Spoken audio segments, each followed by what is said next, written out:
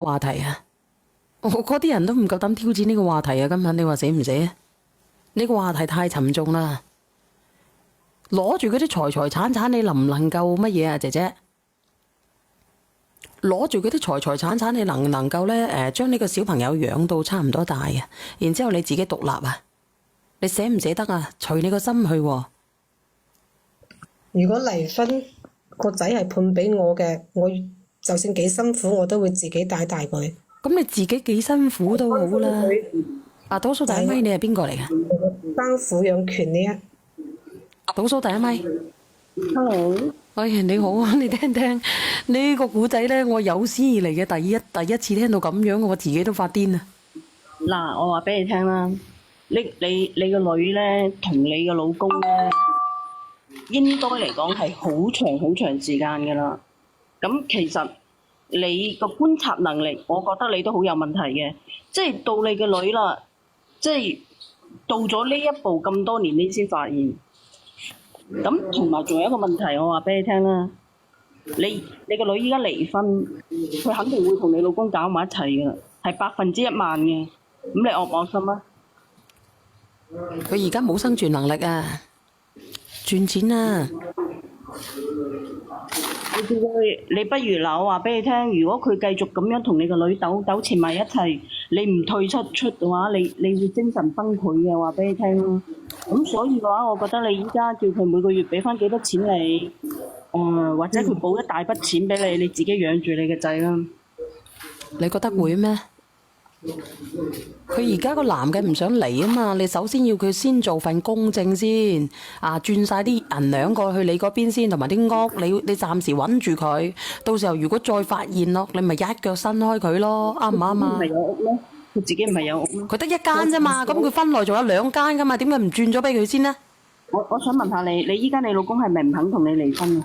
係，佢就係唔想求佢，佢就係唔想嚟。但係我真係唔知點樣去面對佢哋兩個，我真係接受唔到。如果你夾硬要嚟咧，我覺得冇離唔到個婚喎。硬咩硬啫？咁我點解唔攞咗等佢求嘅時候咧？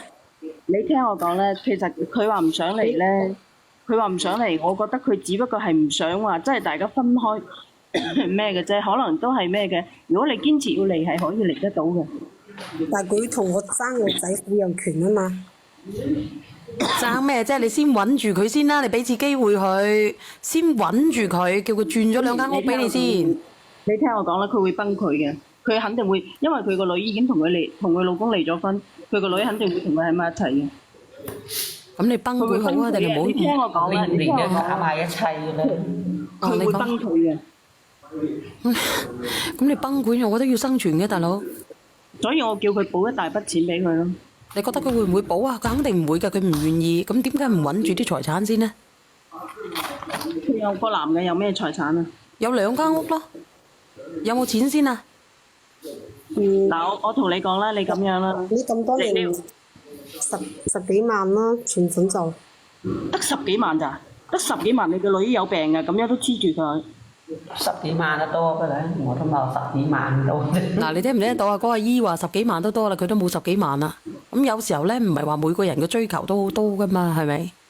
嗱，我同你講啦，你咁樣啦，你自己有間屋，咁佢有2間屋，你咁樣啦。你話你有個仔啊嘛，係咪？咁你同佢講，你同佢做份公證，等你個仔18歲之後，嗰間屋歸翻你嘅，你咩啦？跟住佢每個月俾2-3千蚊撫養費你啦。唔係啊，我同你講啊，你做份公證，到時候佢改咗佢，咁點算啊？做咗公證呢個變更唔到㗎，冇得反悔嘅。可唔可以變更啊？反唔到悔嘅。但我真係好難受。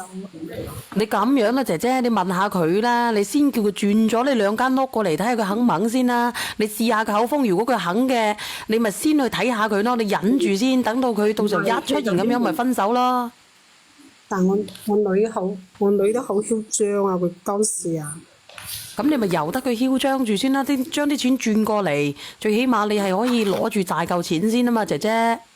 嗱，佢個女咧，佢依家個老公又唔要佢，佢一分手咧，佢個女又要養住佢個女，係嘛？咁你覺得佢唔依靠呢個男人，依靠邊個？